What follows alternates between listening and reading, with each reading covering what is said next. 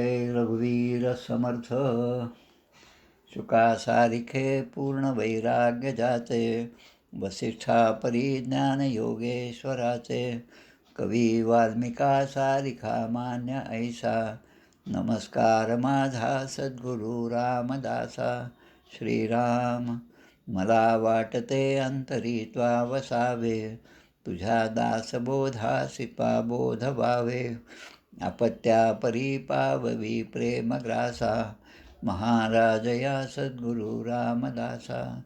जय जय रघुवीर समर्थ. श्रीकृष्ण गोविंद हरे मुरारे, हे नाथ नारायण वासुदेव.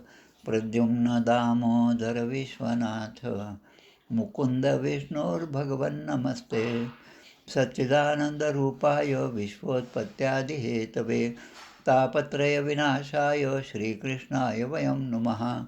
कृष्णाय वासुदेवाय हरये परमात्मने, प्रणतक्लेशनाशाय गोविन्दाय नमो नमः. वसुदेवसुतं देवं कंसचाणूरमर्दनं, देवकी परमानन्दं कृष्णं वन्दे जगद्गुरुं.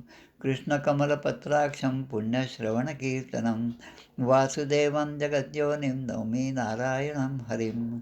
कृष्ण कृष्णेति कृष्णेति यो मां स्मरति नित्यशः, जलं भित्त्वा यथा पद्मं संसारात् उद्धराम्यहम्. कृष्णाय वासुदेवाय देवकीनन्दनाय च, नन्दगोपकुमाराय गोविन्दाय नमो नमः. नमः पङ्कजनाभाय नमः पङ्कजमालिने, नमः पङ्कजनेत्राय नमस्ते पङ्कजाङ्ग्रे. गोपाल कृष्ण भगवान की जय. श्रीभगवानुवाच ज्ञानं परमगुह्यं मे यद्विज्ञानसमन्वितं, सहरस्यं तदङ्गं च ग्रहाणविदितं मया. यावानहं यथा भावो यद्रूपगुणकर्मकः, तथैव तत्त्वविज्ञानमस्तु ते मदनुग्रहात्. अहमेवासमेवाग्रे नान्यद्यत् सदसत्परं, पश्चादहं यदेतच्च यो वशिष्येत सोऽस्म्यहम्. मृतेर्थं यत् प्रतीयेत् न प्रतीयेत् चात्मनि, तद्विद्यादात्मनो मायां यथा भासो यथा तमः. यथा महान्ति भूतानि भूतेषु चावचेष्वनु, प्रविष्टान्यप्रविष्टानि तथा तेषु न तेष्वहम्. एतावदेव जिज्ञास्यं तत्त्वजिज्ञासुरात्मनः, अन्वयव्यतिरेकाभ्यां यत् स्यात् सर्वत्र सर्वदा. एतन्मतं समातिष्ठ परमेण समाधिना, भवान् कल्पविकल्पेषु न विमुह्यति कर्हिचित्. गोपाल कृष्ण भगवान की जय. दशमस्कंद पूर्वार्ध. दशमस्कंदी प्रथमोध्यायी वसुदेव देवकीचे पाही, कंसमारी पुत्र सहाही, शिशु हत्यारा महान. भगवंताचा गर्भप्रवेश, गर्भस्थिती द्वितीयोध्यायास, श्रीकृष्ण प्रगटला तृतीयास, योगमाया भविष्य चतुर्थी. पंचमात जन्मोत्सव गोकुळी, पूतना षष्ठात उद्धरली, शकट तृणावर्तोद्धार कथा केली सप्तमा माझी. अष्टमी नामकरण बाललीला, नवमी श्रीकृष्ण उखळी बांधला, दशमी यमलार्जुन उद्धरला, एकादशी तारिले वत्स बक. अगासुरोद्धार द्वादशी, ब्रह्मामोह नाश त्रयोदशी, ब्रह्मद्वारा स्तुती चतुर्दशी, पंचदशी धेनुक कालिया युद्ध. षोडशी कालियाशी प्रसन्न, सप्तदशी त्याचे पूर्वकथन, दावानली वाचती व्रजजन, अष्टादशी प्रलंब तारिला. 19वी व्रजानल शांती, 20 शरद ऋतू कथाती, 21व्यात अन्योक्ती वेणुगीत. चिरहरण 22, यज्ञपत्नीवरी कृपा 23, इंद्रयज्ञ निवारण 24, 25 गोवर्धनोद्धारण. श्रीकृष्ण चर्चा 26, श्रीकृष्णाभिषेक 27, नंद बंधमुक्ती 28, 29 रासलीला आरंभ. गोपी विरह 30, गोपिका गीत 31, गोपीशी कृष्णदर्शन 32, महारास 33, सुदर्शन शंखचूडोद्धार 34, युगलगीत 35, अरिष्टोद्धार अक्रूरगमन 36, 37 केशी व्योमोद्धार. अक्रूर व्रजयात्रा 38, मथुरागमन 39, श्रीकृष्णस्तुती 40, 41 मथुरा प्रवेश. कुब्जेवर कृपा धनुष्यभंग, कंस व्याकुळता 42 सांग, कौलधार मल्लयुद्ध रंग 43 निवेदिला. चाणूर मुष्टिक कंसोद्धारण 44व्यात कथन. कृष्ण बळराम सूत्रबंधन गुरुकुल प्रवेश 45. उद्धव प्रजयात्रा 46. उद्धव गोपी भ्रमरगीताशी 47व्या अध्यायाशी केले निवेदन. अध्याय 48. श्रीकृष्ण भेटी कुब्जा अक्रूर ग्रहाशी. अक्रूर हस्तिनापुराशी 49 जात असे. गोपाल कृष्ण भगवान की जय. जय जय रघुवीर समर्थ.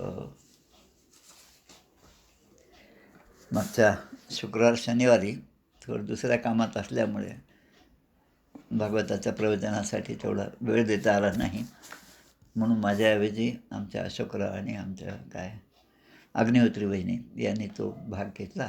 त्यामुळे आज आपलं हे मागच्या आठवड्यातलं आपण भरून काढत आहोत. 2 अध्याय. युगलगीत दशमस्कंधातील 35वा अध्याय. आत्ताच परवा शनिवारचा जो दिवस होता तो म्हणजे गोपाष्टमीचा दिवस, कार्तिक शुद्ध अष्टमी. भगवान श्रीकृष्णांना 6 वर्ष पूर्ण झाले. 7वं वर्ष लागत होतं. म्हणजे त्या गोपाष्टमीबद्दलचं थोडक्यात 2 मिनटात सांगतो. भगवंताच्या मनामध्ये आलं की भगवंत त्यांच्या मनाप्रमाणे सगळ्या गोष्टी करून घेतात. एखादा भिकारी असेल तर त्याला राजा करायचा असेल तर तीसुद्धा सोय भगवंताने सहजपणे ते करतात. आणि एखाद्या राजालासुद्धा भिकाऱ्याची अवस्था सहजपणे प्राप्त होईल अशी व्यवस्थासुद्धा भगवंत अगदी सहजपणे करतात. हे जसं आहे तसं भगवंताच्या मनामध्ये आलं की आता 4व्या-5व्या वर्षीपासून गोकुळातली जी लहान लहान वासरं आहेत त्यांना घेऊन आपण आपल्या मित्रांबरोबर वनामध्ये जात असतो. त्यांना चारून मग पुन्हा संध्याकाळी परत येत असतो.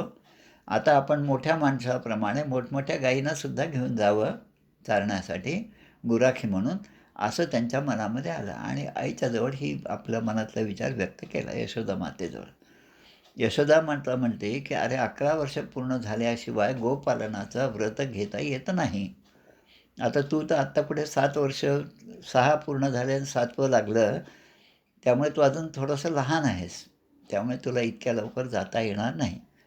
पण भगवंताची इथं जाण्याची होती. आणि योगायोग कसा घडला पहा. त्यांचे जे ऋषी आहेत, कुलपुरोहित असलेले शांडिल्य ऋषी, त्यांचं त्या ठिकाणी आगमन झालं. आता यशोदा मातेने जसं शांडिल्य ऋषीने विचारले की काय वार्तालाप चालू आहे, त्याप्रमाणे तिने सांगितलं, याला वनामध्ये जाऊन गोपालन करण्याची खूप इच्छा होत आहे, पण अजून 11 वर्षाचा झाला नाही, म्हणून कसं काय पाठवू. तेव्हा ते म्हणतात की यांचं जन्माक्षर, जन्मकुंडली जी आहेत ती मी पाहतो आणि त्याप्रमाणे सांगतो. आता भगवंताच्या मनामध्ये जाण्याचं होतं आणि ती माया भगवंताची त्या शांडिल्य ऋषींच्या ठिकाणी ती व्यक्त झाली. आणि शांडिल्य ऋषी सगळी पत्रिका वगैरे पाहून म्हणतात की याला जायला काही हरकत नाही. पुढच्या आता गोपाष्टमी आता 7च दिवसावर आलेली आहे, तर गोपाष्टमीच्या दिवशी भगवंतांना गोपालनाचं व्रत घेऊन त्यांना जंगलामध्ये मोठ्या गायींबरोबर पाठवण्यासाठी काहीच हरकत नाही असं सांगितलं. आता झालं, आता एकदा 7च दिवस राहिले, सप्तमीचा दिवस आला. जसं लहान मुलांना, माझाच अनुभव सांगतो, जेव्हा मी पहिल्यांदा सायकल शिकलो आणि तेव्हा रात्री आता झोपायची वेळ आली की झोप लागल्यावर झोपताना विचार मनामध्ये आला की आता आपण आज तर सायकल चालवता आली आपल्याला, पण उद्या येईल की नाही का झोपेमध्ये आपण विसरून जाऊ. असं जसं होतं तसं भगवान श्रीकृष्णाच्या मनामध्ये आलं की आता उद्या अष्टमी आहे, आता आपल्याला वनामध्ये जायचं. आणि त्या एका विचाराने रात्रभर त्यांना झोपसुद्धा आली नाही. सकाळची वेळ जेव्हा झाली, उठले सगळे, तेव्हा बलराम आणि श्रीकृष्ण यांना यशोदा मातेने त्या दोघांना हाताशी धरलं. एक म्हणजे नादब्रह्म, स्वरब्रह्म म्हणजे बलराम, आणि दुसरे म्हणजे पूर्ण ब्रह्म असणारे भगवंत. या दोघांना घेऊन तिने तयार केलं आणि आपल्या सगळ्या वासुरं आणि मोठमोठ्या गायींना घेऊन ती सगळी मुलं वनामध्ये जायला निघाली. बरोबर सगळं जे काय शुदरी आहे ती सगळी दिली. आता जे गोप थोडेसे मोठे होते, फार मोठे नाही पण भगवंतापेक्षा 1-2-4 वर्षांनी मोठे, ते आता यशोदा मातेला खात्री देतात की आम्ही त्यांच्याबरोबर आहोत आणि त्यांचा आम्ही पूर्णपणे सांभाळ करतो. म्हणजे जो भगवंत सगळ्या चराचर सृष्टीचा सांभाळ करतो त्याची खात्री हे 2-4 वर्षांनी मोठे असणारे गोप देत आहेत. ही सगळी भगवंताची लीला आणि भगवंताची मायाच आहे. म्हणून ती गोपाष्टमी जी आहे त्या दृष्टीने साजरी करतात की ज्या दिवशी भगवंताने गोपालनाचं व्रत धारण केलं. आत्ताच आपल्या सरकारने, महाराष्ट्र शासनाने गोमातेला आपल्या राज्यमाता नावाचा दर्जा दिला. राज्यमाता. आता तिचं त्यावर संरक्षण करणं, तिचं पालन करणं, गोशाळेमध्ये तिचं पूजन करणं आणि गोशाळेची गाईची वृद्धी करणं, हे सगळं जे काम आहे ते आता शासनाने सुद्धा मनावर घेतलं. ही एक चांगली गोष्ट आहे. कित्येक वर्षापासूनचा राहिलेला हा भाग शासनाने पूर्ण केला आहे. म्हणून या गोपाष्टमीच्या निमित्ताने शनिवारी झालेल्या आपल्या सगळ्यांना, कारण आपले श्रीधर स्वामी आहे ते सुद्धा म्हणत होते, घरोघरी गायी पाळा, हेची आवडे गोपाळा. गोजीवनव्रत असणारे आमचे चोंडे महाराज, त्यांचे शिष्य असणारे अनंतदास रामदासी, ज्यांचा धाराशिव येथे मठ आहे, त्या मठामध्ये सुद्धा मी 4-5 दिवस होतो पारण्यासाठी. अनेक गोष्टींचा संपर्क येतो. वाईमध्ये जेव्हा जातो तेव्हा वाईमध्ये हे अनंतदास रामदास यांचे गुरु असणारे बाळकृष्ण महाराज, चोंडे महाराज हे त्या ठिकाणी राहत होते आणि एक मोठं गोसेवेचं व्रत त्यांनी धारण केलं होतं. त्यामुळे गोसेवा, कारण गाईच्या ठिकाणी सगळ्या देवता उपस्थित असतात आणि म्हणून गाईचं दर्शन, गाईची सेवा ही केली पाहिजे. गोपाष्टमीच्या निमित्ताने 1-2 शब्द बोलायचे होते, ते बोललो आता. आता आपण आपल्या मुख्य विषयाकडे येऊया. कार्तिक शुद्ध आज दशमी आहे, 1946, 11 नोव्हेंबर. आपल्या रामदासी संप्रदायामध्ये जे विद्यमान मठपती आहेत ते आपले विवेक बुवा आपल्याबरोबर नेहमी असतात आणि अनेक कार्यक्रमामध्ये त्यांची प्रवचनंसुद्धा आपण ऐकलेली आहेत. आज कदाचित ते नोकरीच्या निमित्ताने नसतील, नाही आहेत माझ्या माहितीप्रमाणे. त्यांच्या मठातला एक छोटासा भाग सांगतो, कारण आपल्याला आज युगलगीत पाहायचं आहे. युगल म्हणजे 2. लहान असताना बिनाका गीतमाला होती, त्यामध्ये आता युगलगान, लता मंगेशकर आणि मोहम्मद रफी. युगलगान म्हणजे दोघांनी मिळून गायलेलं गाणं. तसं इथे युगलगीत शब्द आलेला आहे. या युगलगीतामध्ये ज्या 26 श्लोक आहेत, त्या 26 श्लोकांमध्ये सगळ्या गोपी, खेड्यामध्ये जसं पूर्वी होतं तसं आपलं घरचं सगळं काम झालं की ते एकत्र यायच्या, एका ठिकाणी यायच्या. सगळ्या गोपी नंदाच्या वाड्यामध्ये यायच्या. यशोदा माता, रोहिणी माता हे सगळे बसून त्यांच्यापुढे या गोपींचा वार्तालाप व्हायचा. आता त्यामध्ये हा जो युगलगीताचा प्रकार आहे, त्याचा आपल्या समर संप्रदायाशी संबंध कसा, तो लावण्याचा मी प्रयत्न केला. त्यामध्ये मला असं दिसलं की हे जे आपले विवेकबुवा आहेत रामदासी, त्यांचा मूळ मठ म्हणजे पांगरी मठ. पांगरी या गावाचा शब्दाचा अर्थ पाननगरी, विड्याच्या पानाची खूप मोठी बागा त्या ठिकाणी होत्या, म्हणून पाननगरी, आणि मग शेवटी ते पांगरी झालं. बार्शीच्या जवळच आहे हे आपल्या. तर त्या ठिकाणी रामाजी बुवा हे समर्थांचे अनुग्रहित, कल्याण स्वामींचे अनुग्रहित असणारे रामाजी बुवा हे त्या ठिकाणी होते. ते अनायसं आपल्या योगीराज कल्याण स्वामींच्या दर्शनाला आले आणि त्याच वेळेस तडवळ मठाचे संस्थापक असणारे जगन्नाथ स्वामी हे त्या ठिकाणी दर्शनासाठी आले आणि कल्याण स्वामींनी त्यांना आज्ञा केली की तडवळ, कसबे तडवळ ज्याला म्हणतात, त्या ठिकाणी जाऊन तू रामदासी मठाची स्थापना करावी. तेव्हा तो जगन्नाथ स्वामी, ज्यांचं नाव जगज्जीवन स्वामी, हे तिकडचेच आहे, आपल्या निनाम पाडळीचे, सातारा जिल्ह्यातले, सज्जनगडाहून जवळ असणारं गाव. तर ते म्हणतात, माझ्याजवळ आता ग्रंथ नाही, माझ्याजवळ दासबोध नाही, ग्रंथसामग्री काहीच नाही, मग ती आता मला लिहून काढावी लागेल वगैरे. आता हे जेव्हा बोलणं होतं तेव्हा हे रामाजी बुवा त्या ठिकाणी उपस्थित होते. योगीराज कल्याण स्वामीची आज्ञा घेऊन रामाजी बुवा आपल्या शिष्यांबरोबर आपल्या गावी म्हणजे पाननगरी, पांगरी या मठामध्ये गेल्या. आता 7च दिवसांनी पुढच्या आठवड्यामध्ये जगन्नाथ बुवा आपल्याकडे येणार आहेत आणि तिथून ते तडवळ मठ स्थापनेसाठी जाणार आहेत. आणि त्यांच्याकडे कोणताच ग्रंथ नाही ही माहिती असल्यामुळे जगन्नाथ स्वामींच्यासाठी, त्यांच्या सोयीसाठी म्हणून या रामाजी बुवाने आपल्या शिष्यांना विनंती केली, शिष्यांना आज्ञा केली की तुम्ही आता दोघांची जोडी तयार करा. म्हणजे युगलगीतासाठी म्हणून सांगतो, दोघांची जोडी म्हणजे युगल. एका शिष्याने दासबोध वाचायचा आणि दुसऱ्याने तो लिहून काढायचा, त्या ओव्या लिहून काढायच्या. असं दुपारपर्यंत झालं. प्रसाद, भोजन, विश्रांती झाली की मग पुन्हा दुपारी बसायचं. सकाळी ज्याने सांगितलं तो आता दुपारी लिहील आणि सकाळी ज्याने लिहिलं तो आता दुपारी सांगेल. अशाप्रमाणे 20 दशकांची विभागणी केली आणि अवघ्या 4-5 दिवसामध्ये संपूर्ण 20 दशकाचा दासबोध लिहून तयार झाला. आता या दासबोधाचं वैशिष्ट्य असं की 5 समास एकाने सांगितले, 5 समास एकाने लिहिले, पुन्हा दुसऱ्याने ते लिहिले आणि एकाने सांगितले. असं करत त्याला आपल्या संप्रदायामध्ये तुकड्याचा दासबोध किंवा जोडीचा दासबोध असं म्हणतात. आणि हा दासबोध त्या ठिकाणी तयार झाला. बरोबर 4-5 दिवसानंतर कल्याण स्वामींच्या आज्ञेप्रमाणे जगन्नाथ स्वामी पांगरी मठामध्ये गेले, कारण त्यांना सांगितलं होतं आता पांगरी मठात जा आणि तिथून मग कसबे तळवळा जाऊन मठ स्थापना कर. त्याप्रमाणे ते जाऊन पोचले. त्यांना खूप आश्चर्य वाटलं की त्या ठिकाणी मारुतीचं दर्शन घेतलं, मठामध्ये राहिले आणि त्यावेळेस रामाजी बुवांनी हा पूर्ण तुकड्याचा दासबोध किंवा जोड्यांचा दासबोध की ज्यामध्ये प्रत्येक दशक 2-2 जणांनी लिहिला आहे, तो दासबोध त्यांना दिला आणि तो मोठा ग्रंथ घेऊन ते तडवळ मठामध्ये गेले आणि तडवळ येथे त्यांनी आपली मठस्थापना केली रामदासींनी. म्हणून युगलगीत किंवा जोड्यांचा दासबोध ह्या एक संदर्भ म्हणून आपण लक्षात ठेवूया. आता युगलगीत याकडे आपण वळूया. आत्तापर्यंत जे दशमस्कंदामध्ये पूर्वार्धामध्ये 49 अध्याय आहेत आणि पुढे 41 अध्याय आहेत. म्हणजे दशमस्कंद हा पूर्वार्ध आणि उत्तरार्ध म्हणून 90 अध्यायांचा आहे. या पूर्वार्धामधल्या 49 अध्यायांपैकी 34 अध्याय आपले झाले. आता हा 35वा अध्याय आहे. भगवंताच्या अनेक लीला आत्तापर्यंत झालेल्या आहेत. त्यांचं वर्णनसुद्धा आपण सगळं ऐकलेलं आहे. त्यानंतर हे 5 अध्याय जे आहे रासपंचाध्यायीचे अध्याय झाले आणि नंतर शंखचूड आणि सुदर्शन यांचा उद्धार आपण मागच्या अध्यायामध्ये ऐकला.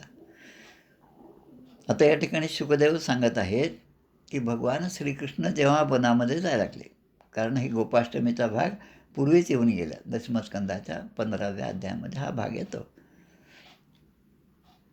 बलराम आणि श्रीकृष्ण सकाळी उठून जेव्हा गायी घेऊन वनामध्ये जात होते, तेव्हा गावातल्या गोकुळातल्या ज्या कोणत्या गोपी होत्या, ज्या गोपांना त्या वनामध्ये पाठवल्यानंतर दिवसभर आपल्या घरं कामामध्ये असायच्या, पण त्यांचं चित्त मात्र या भगवान श्रीकृष्णाच्या बलरामांच्या बरोबर त्या वनामध्ये जायचं. म्हणजे त्या घरामध्ये देहामध्ये संसार असायचा, पण त्यांचं चित्त मात्र भगवंताच्या ठिकाणी रममाण असायचं. आणि श्रीकृष्णाच्या लीला, आता जेव्हा आपलं चित्त एखाद्या गोष्टीमध्ये रममाण होतं, लक्षात घ्या, आपण अगदी एकाग्र चित्ताने एखादी गोष्ट ऐकत असतो, त्यामध्ये कोणीच तरी येतं ना आपल्याला काहीतरी बोलतं, तर त्याच्या बोलण्याकडे आपलं लक्ष नसतं. कारण चित्ताची एकाग्रता जेव्हा असते तेव्हा इतर गोष्टीचं व्यवधान हे त्या ठिकाणी राहत नाही, तिकडे लक्ष पण जात नाही आपलं.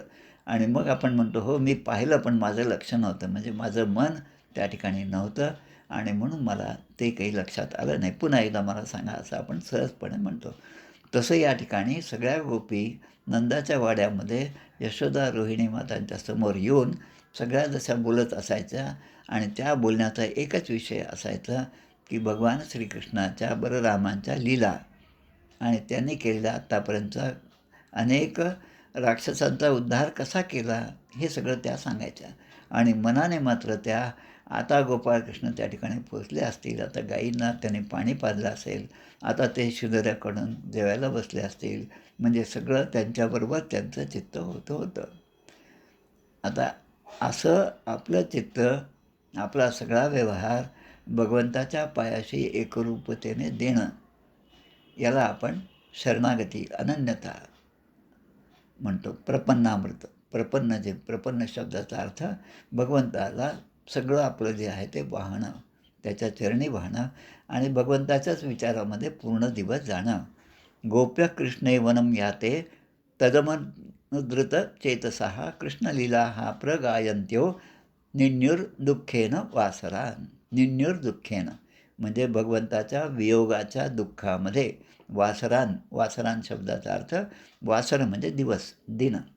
आपण म्हणतो भौमवासर, मंदवासर, हे सगळे मोडीमध्ये किंवा जुन्या काळातले हे मंगळवार, सोमवार हे सगळे दिवसाचे नावं आहेत.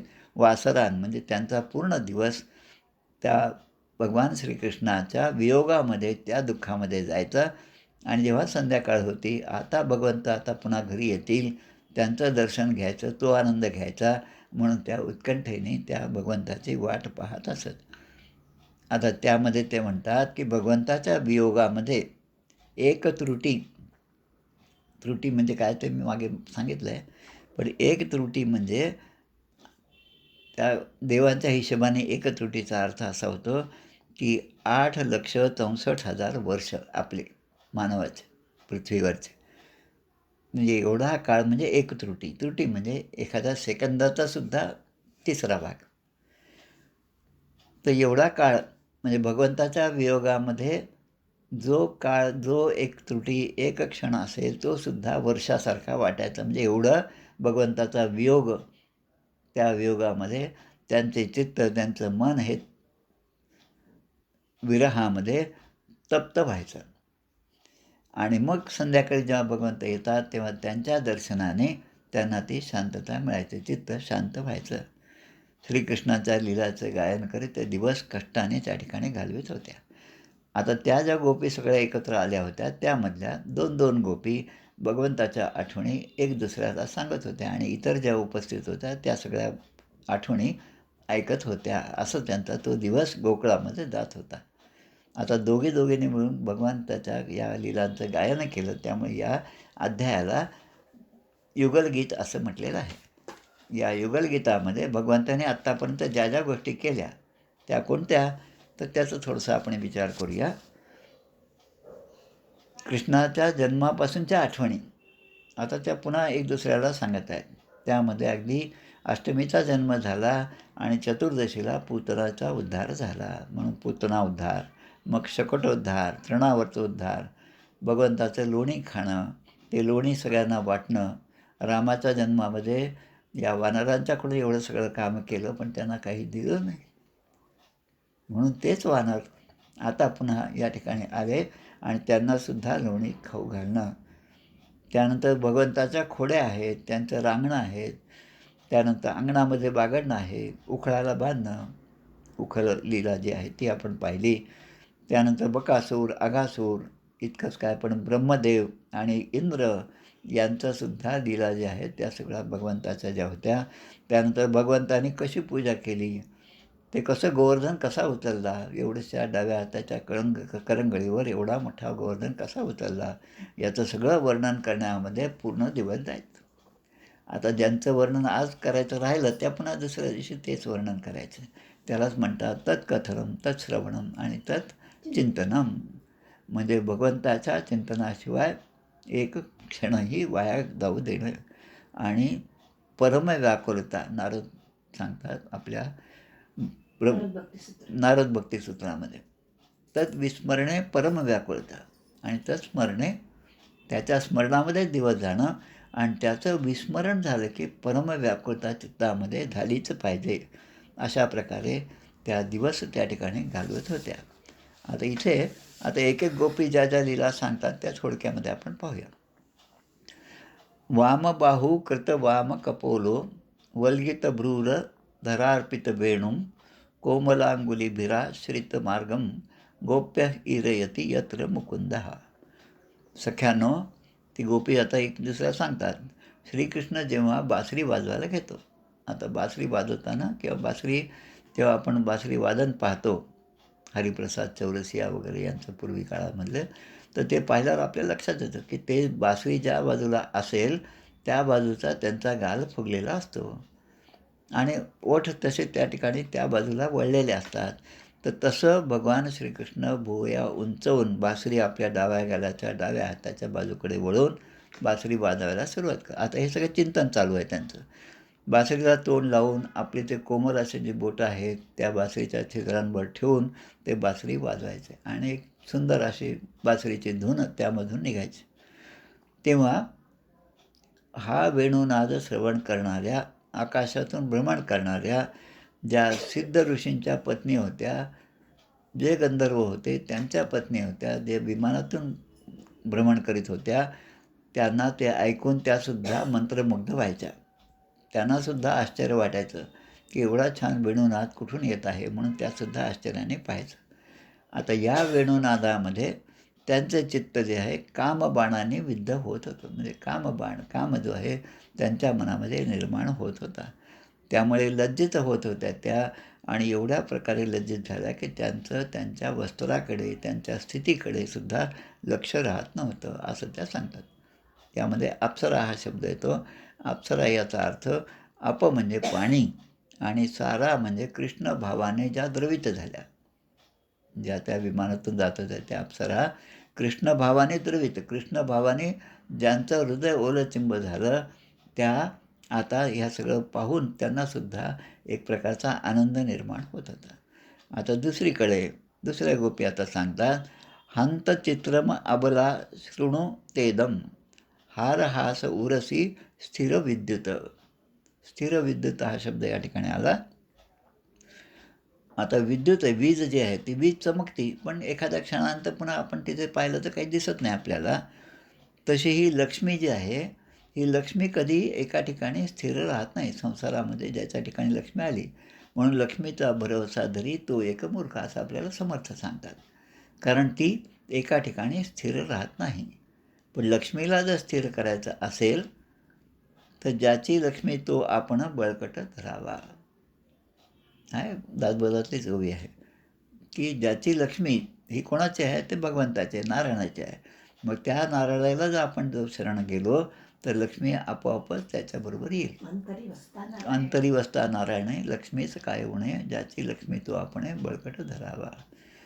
आता एखाद्या बाईला आपल्याकडे शासन ब्राह्मण म्हणून सांगायचं असेल तर जेव्हा आपण निमंत्रण देतो, आजकाल निमंत्रण म्हणजे फोनवरच झालं, आणि फोन नाही तर अजून आता इतकं मॉडर्न झालं की व्हॉट्सॲपवरच निमंत्रण, लग्नाचं निमंत्रण व्हॉट्सॲपवर. आता पत्रिका येते, ते निमंत्रण येतं 15 दिवसांपूर्वी, आणि मग त्या तारखेला आपल्याला आठवणसुद्धा राहत नाही की त्या लग्नाला आपल्याला जायचं. आणि मग नंतर ते विचार का तुम्ही आले नाही. म्हणजे ही परिस्थिती आता या कलियुगामध्ये झाली. पण आता त्या काळामध्ये जेव्हा अप्सरा म्हणजे कृष्ण भावाने त्या प्रभावित झाल्या, त्या अप्सरा ज्या होत्या त्यासुद्धा वस्त्राचं भान नसल्यामुळे त्या कृष्णाच्या त्या वेणुनादाने प्रभावित झाल्या. आता हंत चित्रम अबला शृणुतेदम हार हास उरसी स्थिर विद्युतम. स्थिर विद्युत या शब्दाचा अर्थ या ठिकाणी जो घेतलेला आहे तो म्हणजे लक्ष्मी. जी लक्ष्मी कधीही स्थिर राहत नाही, पण भगवंताच्या छातीशी हृदयाशी असलेली ती लक्ष्मी त्याच्या चरणाशी बसून पादसंवाहन करीत असलेलं कितीतरी फोटो आपण पाहतो. म्हणून लक्ष्मी नुसतं राम न म्हणता श्रीराम म्हणायचं, नुसतं कृष्ण न म्हणता श्रीकृष्ण म्हणायचं. कारण श्री लक्ष्मीत सहित असणारा भगवंत. कारण नुसता भगवंत काहीच करू शकत नाही, पण लक्ष्मी असेल, माया असेल तर मायेच्याद्वारे तो अनेक प्रकारच्या लीला करत असतो. हार हास, आता हार हास म्हणजे भगवंताचं हसणं जे आहे त्याचं सांगितलं.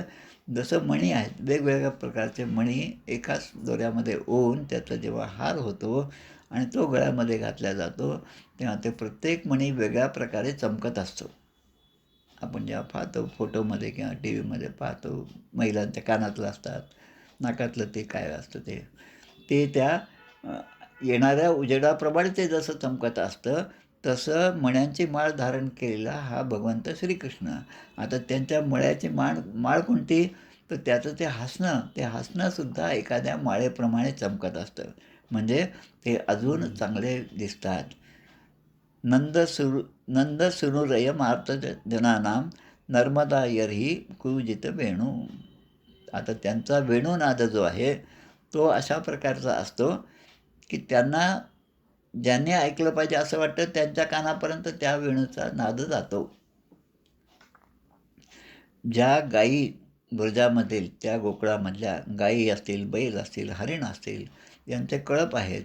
आता त्यांना बोलवण्यासाठी हा वेणूचा नाद त्यांच्या कानावर जेव्हा जातो, तेव्हा जर ती गाय एखादं चारा खात असेल, हिरवा चारा तिच्या तोंडामध्ये आहे, अर्धा तोंडात गेला आणि अर्धा बाहेर आहे, तेव्हा तीसुद्धा स्तब्ध होऊन तो वेणुनाद ऐकत असते. कान टवकारून त्या उभ्या असतात, गायीसुद्धा उभ्या असतात. आणि असं वाटतं त्यांच्याकडे पाहून, दंतदृष्ट कवला धृतकर्णा म्हणजे ती त्यांनी धारण केलं आहे. कसं दंतदृष्ट कवला, कवलं म्हणजे तो घास त्याने आपल्या मुखामध्ये धारण केलेलं आहे. निद्रिता लिखित चित्रम इवासन. निद्रिता म्हणजे झोपेमध्ये जसा माणूस स्तब्ध असतो, तसं त्या गवत खातानासुद्धा कान टवकारून एका ठिकाणी स्तब्धतेने उभ्या असतात. कारण तो वेणुनाद त्यांचं मन आकर्षण करून घेत असतं, चित्त आकर्षण. त्या निद्रिता म्हणजे झोपलेल्या अवस्थेसारख्या वाटतात. आणि मग लिखित चित्रम इवासन, एखादं चित्र काढलेलं असलं की ते चित्रम इव आसन, आसन म्हणजे भूतकाळाचा शब्द आहे, की चित्र कसं एका ठिकाणी स्थिर असतं, ते काय हलत नाही. तसं त्या गायी आत्तापर्यंत ज्या चरत होत्या, इकडे तिकडे फिरत होत्या वनामध्ये, गायी त्या गवत खात होत्या, ते गाय असेल, बैल असेल किंवा हरीण असेल, ते चंचल हरीणसुद्धा एका ठिकाणी स्तब्ध राहत होतं, असं ती गोपी त्या दुसऱ्या गोपींना सांगत आहे. आता दुसरी गोपी, आता एक एक गोपी आपला आपला अनुभव सांगते. बरिहण स्तबक धातुर पलाशैही बद्धमल्ल परिबर्ह विडंबम विडंबहा करीचित सबल आली स गोपैही गाहा समाहवयती यत्र मुकुंद.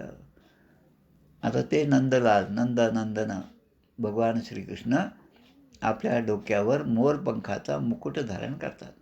बर्हिण स्तबक धातू पलाशैही, बर्ही म्हणजे मोर, मोराला बरी, बरहा पीडम नटोर बपू कर्णयो कर्णिकारम असा श्लोक आहे.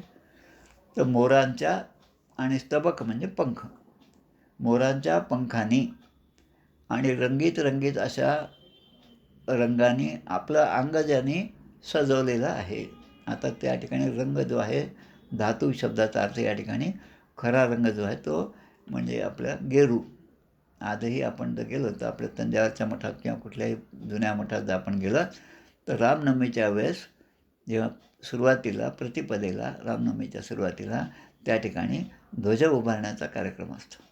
मंत्रासह तो ध्वज उभारला जातो.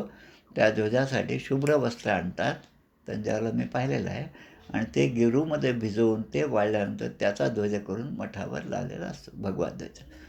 तर तसं या ठिकाणी भगवंतानी मोराच्या पंखाने आपलं अंग सजवले, आपलं मस्तक सजवलेलं आहे.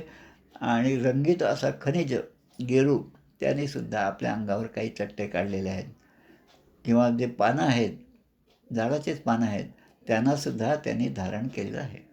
आता कसे दिसतात ते? बद्ध मल्ल परिबर्ह विडंब, म्हणजे एखाद्या कुस्तीच्या शाळेमध्ये, कुस्तीच्या त्या काय म्हणतात मैदानामध्ये जसा एखादा मल्ल त्या ठिकाणी आपलं धोतर लंगोट वगैरे जसं नेसून येतो आणि अंगाला सगळी माती लावतो, आणि तो आता ते मल्लयुद्ध करण्यासाठी जसा सजलेला असतो तसा हा श्रीकृष्ण त्या ठिकाणी सजलेला आहे. बर्ह मोरपंखसुद्धा धारण केले, आणि विडंबहा आपण म्हणतो विडंबन, त्यांनी विडंबन केलं म्हणजे एखाद्याचं वेश धारण केला आणि त्यासारखं तो वागायला लागला, दाखवायला लागला की मी मोर आहे. तर मोरासारखा तो दिसला पाहिजे. लहान मुलांचे कार्यक्रम टी व्हीवर असतात तेव्हा खूप सुंदर असं ते सगळे दिसतात. मी कृष्ण आहे, मी राम आहे. मग त्या रूपामध्ये ते स्वतःला विसरून जातात. विडंब याचा अर्थ अनुकरण, आणि तो त्याप्रमाणे अनुकरण करत होता आणि बासरी वाजवून तो गायींना साद देत होता. आता ह्या वेणूचा नाद ऐकल्यानंतर यमुनेचं पाणी ज्या आत्तापर्यंत लाटा उसळतात,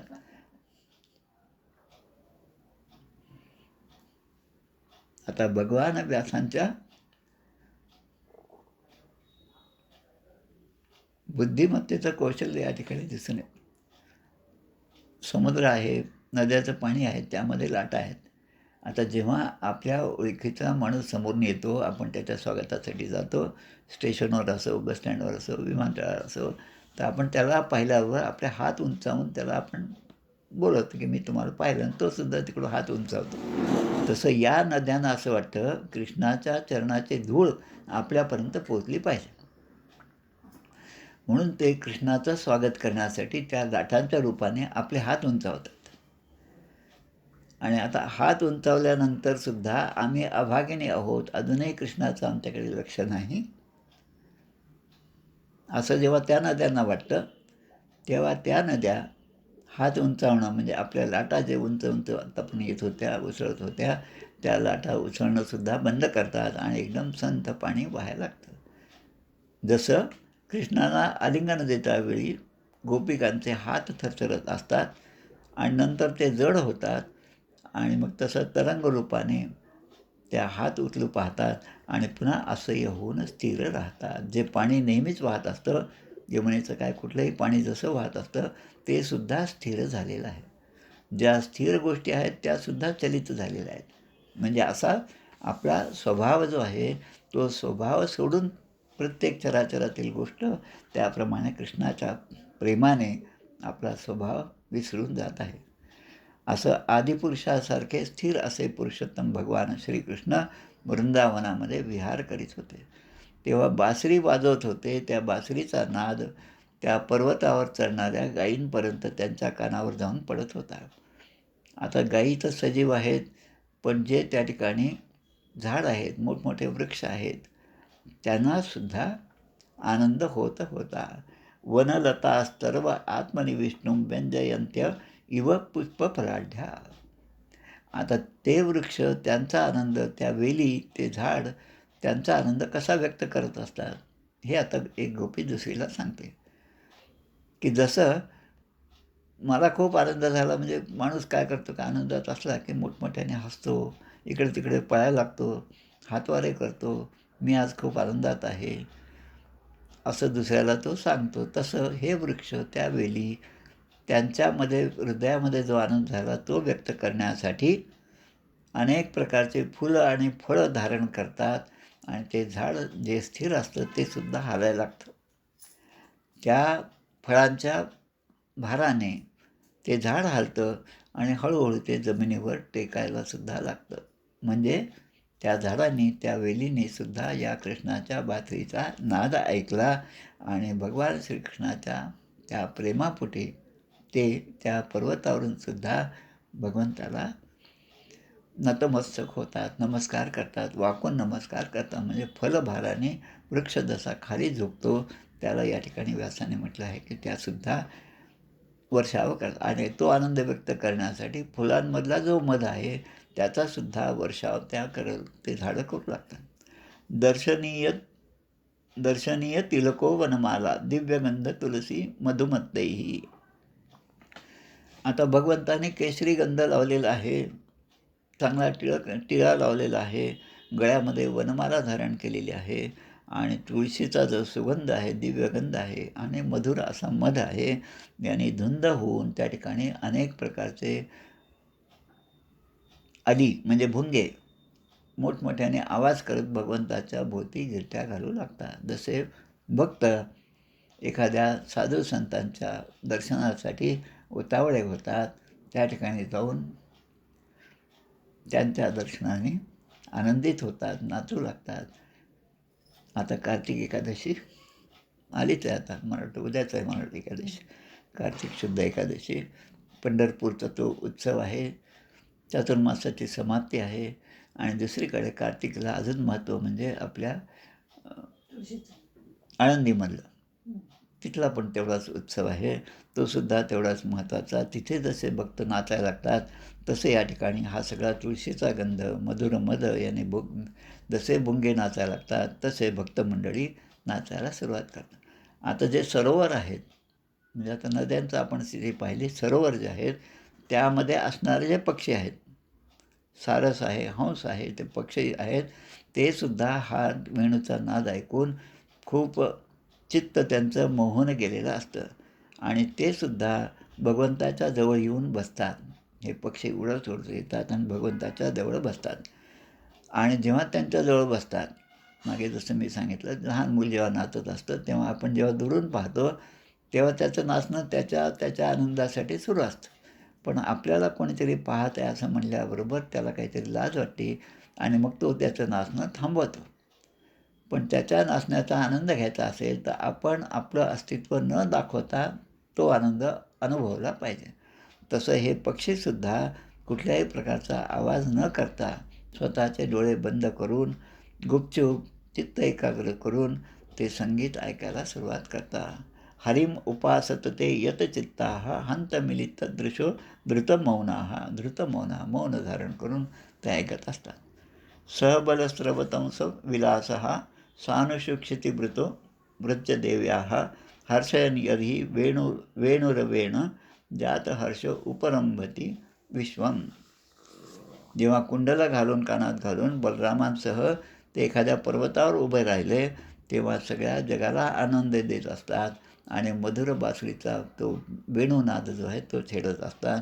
तेव्हा मेघ आता आकाशातलं पृथ्वीवरचं वातावरण तर आपण पाहिलं. आता आकाशातले जे मेघ आहेत, एरवी मेघ जेव्हा दाटून येतात आणि वर्षाव होतो, पाऊस सुरू होणार असतो, तसं आता मेघ जे आहेत ते मोठ्याने गर्जना करीत नाहीत. का गर्जना करीत नाही? कारण भगवंताचं लक्ष इकडे जाईल म्हणून त्या गर्जना करीत नाहीत.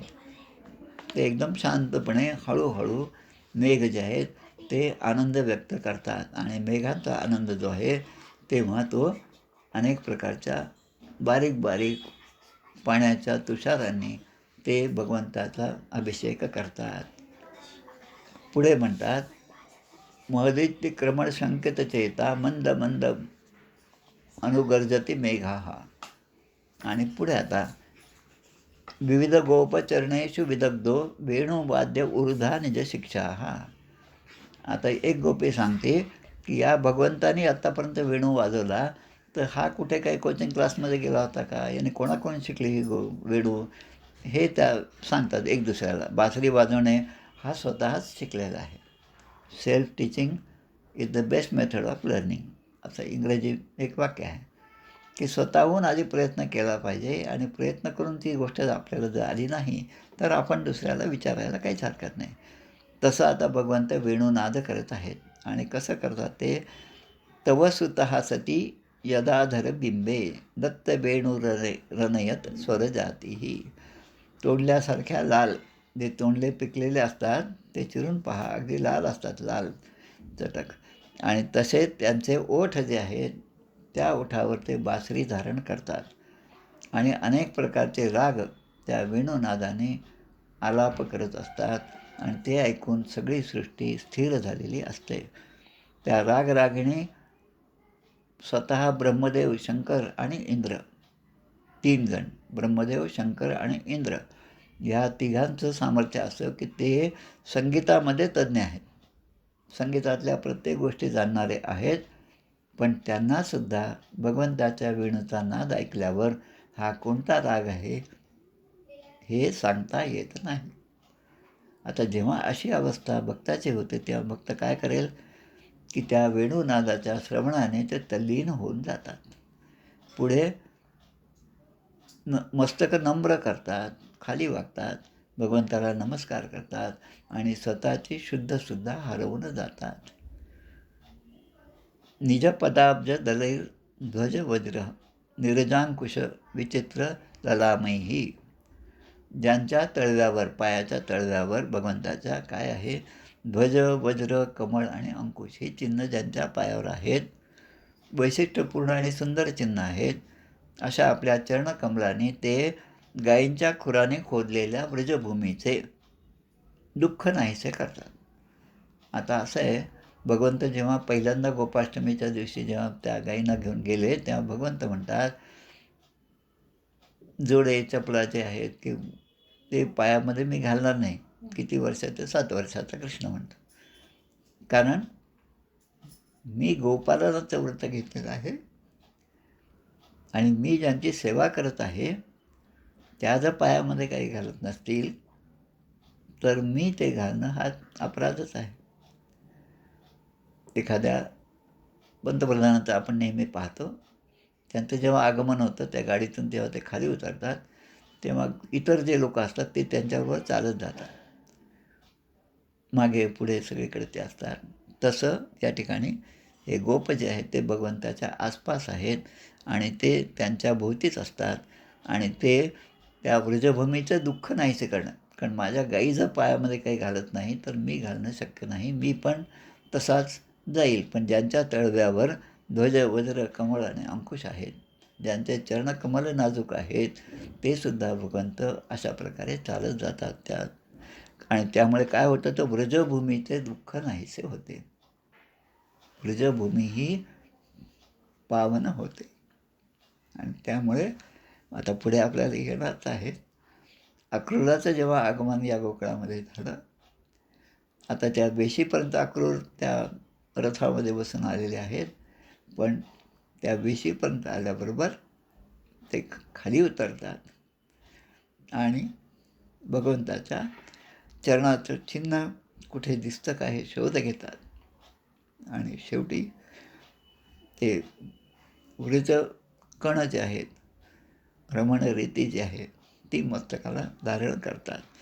तो बासरीचा आवाज, तो भगवंताचं चालणं, त्याचं ते विलासपूर्ण पाहणं, हे सगळं त्या गोपी आपल्या हृदयामध्ये साठवून ठेवतात. कश्मीरेन कपरम वसनं वा.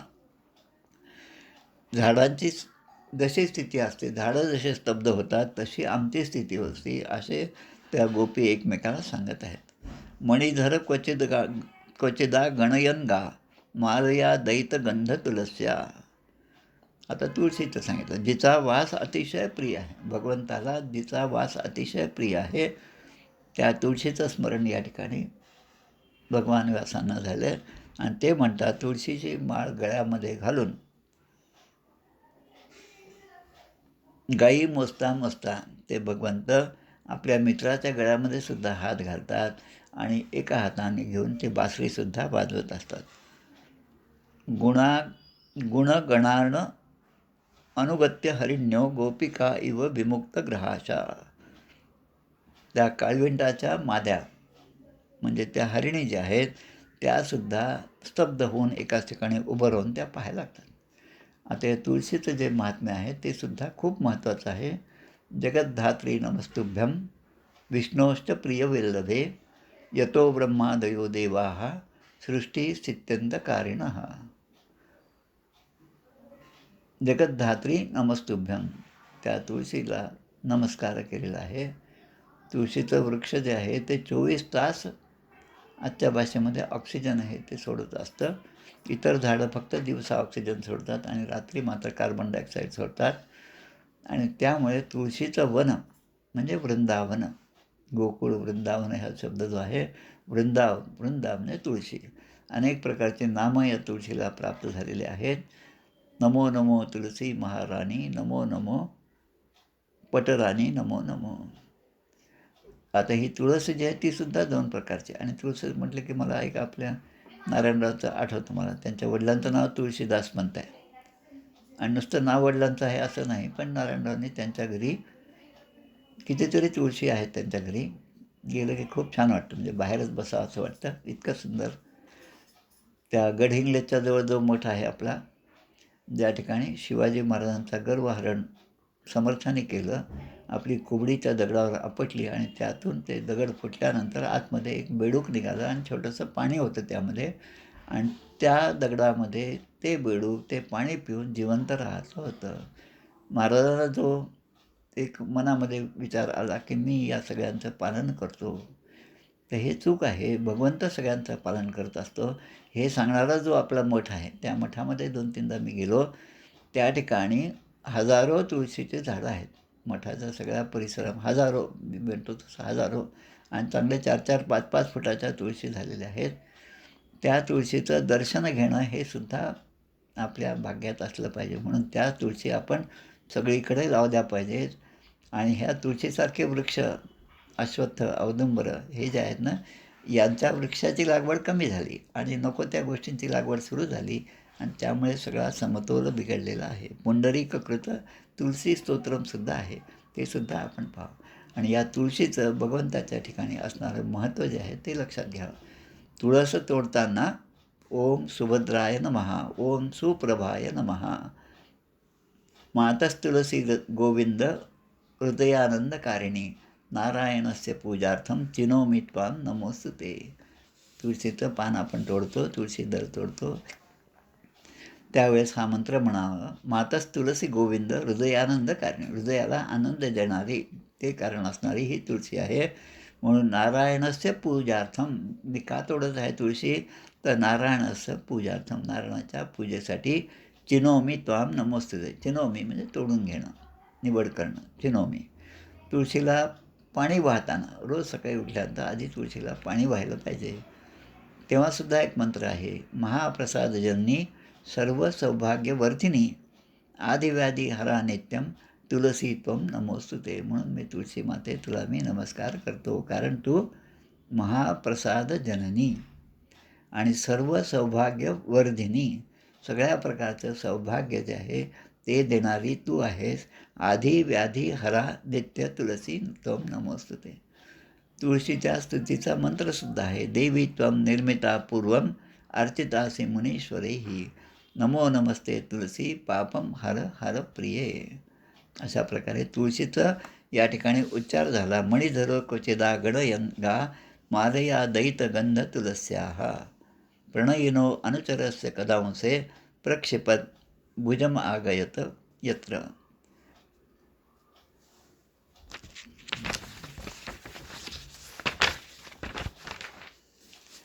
आता या तुळशीचे थोडंसं बोलूया आपण यावर. वृंदावनी विश्वपूजिता विश्वव्यापिनी पुष्पसारा नंदिनीच तुलसी कृष्णजीवनी एतन्नामाष्टकं चैव स्तोत्रं नामार्थसंयुतं यः पठेत् तां च संपूज्य स अश्वमेध फलं लभेत. तिची पूजा केल्यानंतर अश्वमेध फळं यज्ञ केला तर फळ आपल्याला प्राप्त होतं. म्हणून महाप्रसाद जननी सर्व सौभाग्यवर्धिनी आदिवादी हरा नित्यं तुलसी त्वं नमोस्तुते. नारायण भगवंत म्हणजे भगवान नारदांना हे स्तोत्र सांगतात, तुलसी नामाष्टकम. आणि हरिप्रिय हे एक तुलसीचं नाव आहे. वृंदावनी हे सगळे आपल्याला माहिती. आता व्रजातील गायींवर भगवंताचं किती प्रेम आहे आता ही गोपी दुसरीला सांगते. वत्सलो व्रजगवाम यदगद्रो वंद्यमान चरण वृद्धैः कृष्णगोधनम उपोह्य दिनांते गीतवेणूर अनुगेडित कीर्ती. भगवंताचं गायीवर इतकं प्रेम आहे म्हणून तर त्यांनी गोवर्धन पर्वत उचलून धरला. तेव्हा इंद्राने तो सगळा वर्षाव केला आणि सगळे जलमय झालं, सगळं गोकुळामध्ये पाणी झालं. तेव्हा त्यांचं रक्षण करण्यासाठी भगवंताने सहजपणे तो गोवर्धन पर्वत तो उचलून धरलेला आहे. सगळ्या गोधनाला वळवून आपल्याकडे त्याने आणलेलं आहे. ब्रह्मदेवादी वयोवृद्ध ज्ञानवृद्ध हे जे आहेत ते सुद्धा भगवंत जेव्हा त्या गोकुळामध्ये त्या वनामध्ये जात तेव्हा ते सुद्धा भगवंताचं दर्शन घेण्यासाठी त्या ठिकाणी येत असत. गाईच्या खुरांनी उधळलेली धूळ जी आहे जंगलामधले, त्या गाई जेव्हा पळतात तेव्हा खूप धूळ उडायची. लहानपणी सगळा अनुभव घेतला आहे मी. आणि ती धूळ जी आहे ती त्यांच्या वनमालेवर बसलेली आहे. आता आपल्या अंगावर अशी धूळ बसली तर आपण लगेच घरी येऊन धुवून टाकतो, पण तिथे त्या खुरांनी बसलेली ती धूळ जी आहे ती घेऊन भगवंत दमलेले असतानासुद्धा त्यांचं मुखकमल अत्यंत सौंदर्याने युक्त असं आहे, असं ती गोपी सांगत आहे. म्हणून देवकी पुत्र कृष्णनंदन हे आमच्याकडे येत आहेत म्हणून त्या सगळ्या दिवसभराच्या या सगळ्या लीलांचं गायन करत नंदाच्या वाड्यामध्ये संध्याकाळपर्यंत थांबत होत्या. का थांबल्या म्हणजे आता ते येतच असतील, आता कृष्ण येतच असतील, कदाचित त्या ठिकाणी ब्रह्मदेव आहेत त्यांनी त्यांना थांबवलं असेल, ते त्यांचं दर्शन घेत असतील म्हणून त्यांना उशीर होत असेल असं म्हणत ते त्या ठिकाणी थांबतात. मदविघूर्णित लोचन ईशन मानद सहृदाम वनमाली बदर पांडू वदनो मृदगंडम मंडयन कनक कुंडल लक्ष्म्या. भगवंत कसे आहेत तर आपल्या बांधवांना आणि इष्टमित्रांना मान देणारे असे भगवान श्रीकृष्ण आहे. ते गजराजासारखे चालत आहेत. आता आपण जे अधरम मधुरम जे आहे त्यामधले प्रत्येक शब्द भगवंताची प्रत्येकच गोष्ट ही मधुर आहे. संध्याकाळच्या वेळी ते त्या गायीला घेऊन जेव्हा ते आपल्या घरी येतात तेव्हा त्या गोपी असं म्हणतात की दिवसभराचा विरह, भगवान श्रीकृष्णाचं दर्शन न झाल्यामुळे विरहाने आमचं हृदय, आपलं मन तप्त झालेलं आहे आणि ते तप्त झालेलं मन भगवंताचं दर्शन घेतल्यानंतर लगेच शांत होतं. श्री शुकोवाच एवं व्रजस्त्रियो राजन कृष्णलीलानुगायती रे मिरे हसु तच्चित्तान तन्मनस्का महोदया. कृष्णमय झालेल्या गोपी दिवसा कृष्ण जेव्हा वनात जात होते तेव्हा त्याचे चिंतन करीत होत्या आणि त्यांच्याच लीलांचे गायन करीत दिवसभर त्या आनंदात राहत होत्या. आता जो इतका कृष्णाच्या स्वरूपाशी तल्लीन झालेला आहे त्याला संसाराबद्दल बोलायला वेळच मिळणार नाही. आता आपण संसाराबद्दलचं प्रेम व्यक्त करतो याचं कारण की भगवंताचा विसर, ही माया, या मायेचा प्रभाव आपल्यावर असल्यामुळे आपण इथे रममाण झालो. म्हणून आपण या सगळ्या गोष्टीतून हेच शिकायचं की तत्चिंतनम तत्कथनम तत्श्रवणम, त्या भगवंताचंच करेल आणि भगवंताचं श्रवण जे आहे त्याचंच चिंतन जे आहे ते माझं मन नेहमी करावं असे भगवंताजवळ आपण प्रार्थना करावी आणि भगवंताचं सानिध्य पदोपदी आपल्याला लाभत जावं. अशा प्रकारे हा छोटासा अध्याय होता, 35वा अध्याय दशमस्कंधातील. इति श्रीमद्भागवते महापुराणे पारमहंस्यां संहितायां दशमस्कंधे पूर्वार्धे क्रीडायां गोपिकायुगलगीतं नाम पंचत्रिंशोऽध्यायः. श्रीकृष्णार्पणमस्तु.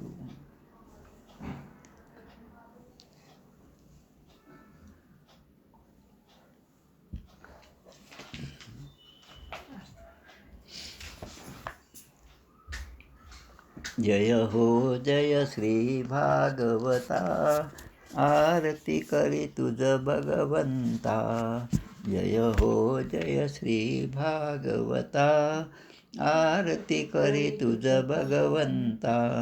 श्री शुकमुनीने परम भक्तीने नाना परीने गायले जा हरिचरिता.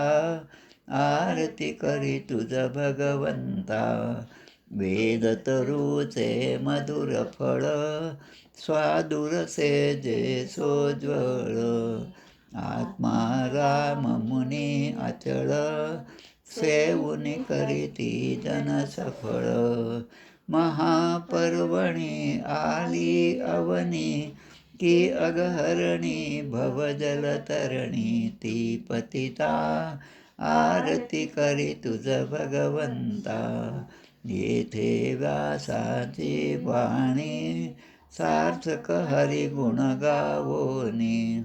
शास्त्रपुराणी मुकुटमणी, परम प्रेमामृत जननी.